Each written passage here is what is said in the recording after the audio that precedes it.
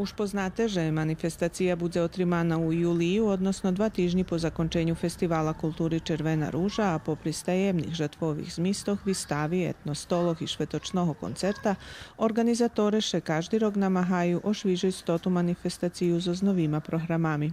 Študirаме, jak by sme napravili dakus novi zmisti, že by sme dakus holjem hevtot perši dzenj dali takú dimenziu dakuzi kulturno-prosvitnu baže, možno literaturnu. Dúfam, že u tým roku predstavíme na jeden nový spôsob jednoho našeho poetu, ktorý to všelijak zaslužuje so svojím dielom, jeden od našich najlepších poetov. Najostane malá tajna, že ktorý to bude.